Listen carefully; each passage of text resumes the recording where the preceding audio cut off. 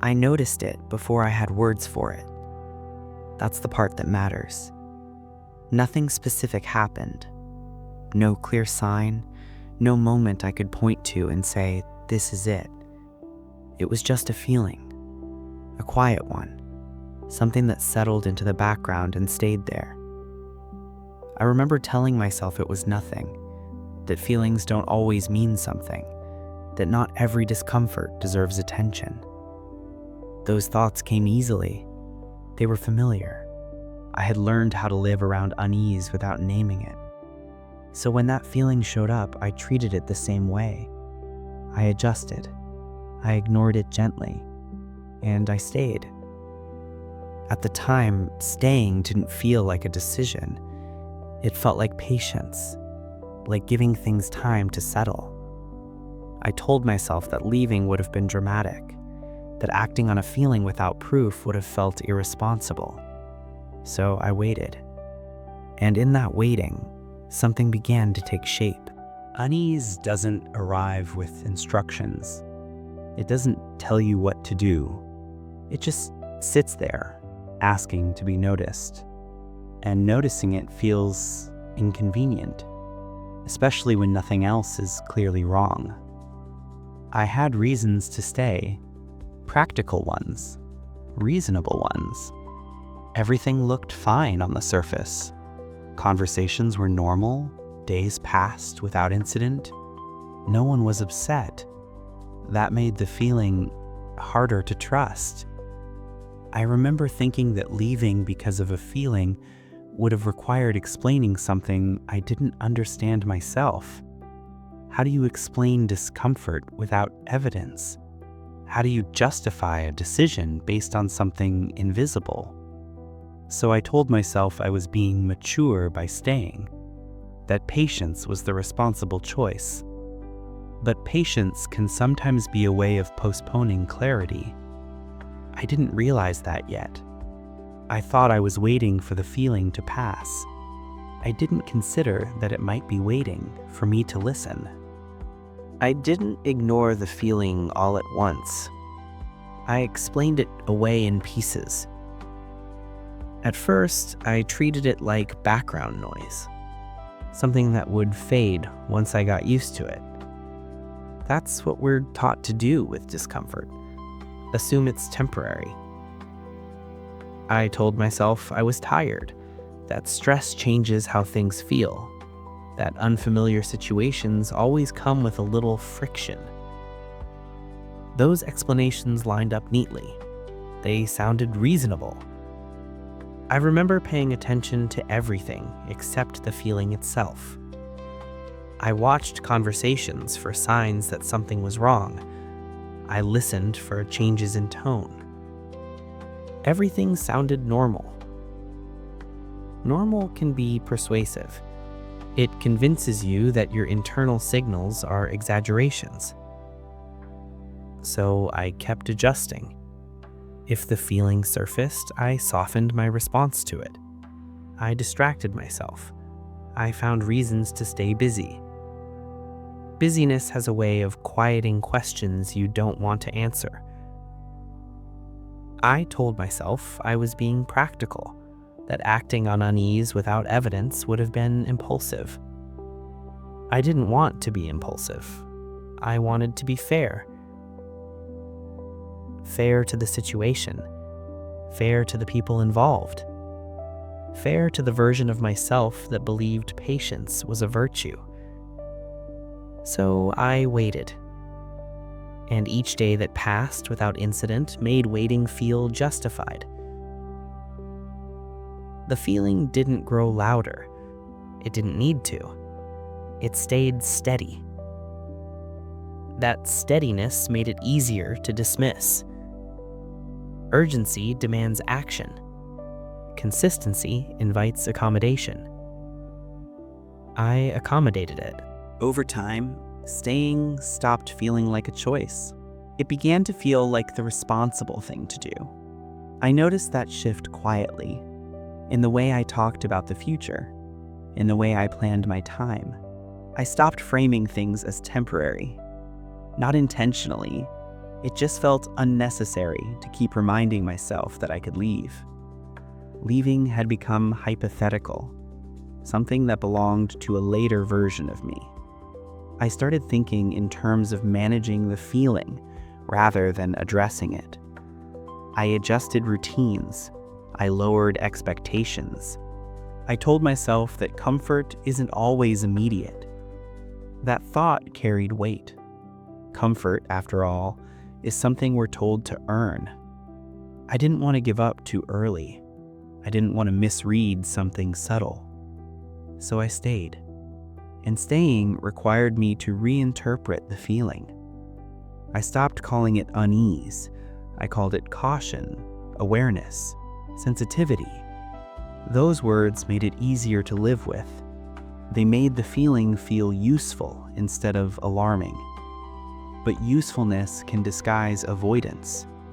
I noticed how I prepared myself before moments that used to feel simple, how I rehearsed responses, how I stayed alert in situations where I used to relax. That alertness felt like maturity, like growth, but it also kept me from settling. I was present, but never at ease. And I realized then that responsibility had quietly replaced intuition. I wasn't staying because things felt right. I was staying because leaving would have required trusting a feeling I had worked hard to minimize. That realization didn't push me to act. It just made the feeling harder to ignore. At some point, ignoring the feeling stopped being effortless. It required work. I noticed how often I had to talk myself through moments that used to feel simple. How often I reminded myself that nothing was technically wrong. Those reminders started sounding rehearsed. I wasn't discovering reassurance, I was repeating it. The feeling didn't intensify, it didn't escalate, it just stayed present, consistent. And consistency is harder to dismiss than urgency. I realized I was spending more time managing the feeling than I would have spent acting on it. That realization didn't immediately change anything, but it shifted how I understood the situation. Staying no longer felt like patience, it felt like maintenance. I was maintaining an explanation that kept me where I was. I asked myself a quiet question one night, not dramatically, just honestly. If nothing changes, can I keep living like this? I didn't answer it, but the fact that I asked mattered, because it meant the feeling had crossed a line. It was no longer a signal I could interpret away. It had become information. Information about what it cost me to stay and what it might cost me to leave. That awareness settled in slowly. It didn't demand action, but it made pretending harder. I understood then that ignoring the feeling wasn't neutral anymore. It was a choice. And like all choices, it was shaping something, whether I acknowledged it or not. It took me a long time to understand what the feeling was actually doing. I had treated it like a problem to be solved, something inconvenient, something to manage. But it wasn't asking to be fixed. It was asking to be listened to. I realized that slowly, in moments that didn't feel important at the time. In the way my body relaxed slightly when I imagined leaving. In the way my breathing changed when I pictured things being different. Those reactions told me something my thoughts hadn't been willing to accept. The feeling wasn't warning me about danger. It was protecting my attention. It was keeping me from fully settling into something that didn't fit. I had mistaken discomfort for instability, but sometimes discomfort is clarity trying to get through. I noticed how much effort I had spent convincing myself to stay. The explanations, the reframing, the patience I kept congratulating myself for. None of that came naturally. Staying required work. Leaving, at least in my imagination, felt simpler, quieter. That contrast mattered. I understood then that the feeling wasn't asking me to act impulsively. It was asking me to stop negotiating with myself, to stop treating unease as something I needed to earn the right to feel.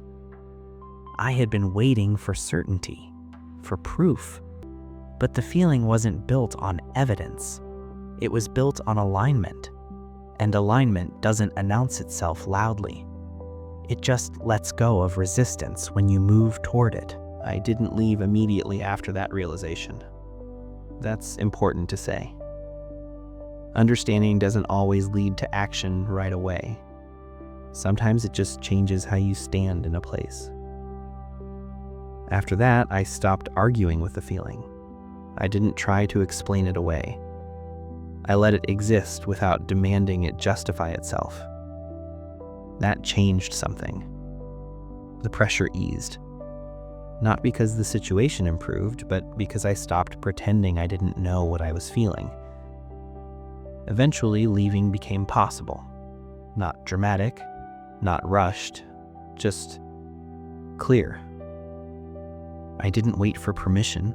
I didn't wait for the feeling to turn into certainty. I listened without proof, and that was enough. Looking back, I don't judge myself for staying as long as I did. I understand why I needed reasons, why I wanted to be fair. But I've learned something since then. Not every decision needs to be defended. Some choices only need to be felt. Now, when that quiet sense of wrongness appears, I treat it differently. I don't rush, I don't panic, but I don't ignore it either. Because sometimes the most honest information you get isn't logical. It's the simple knowledge that something doesn't fit. And listening to that, even softly, can change the direction of your life. After everyone sleeps,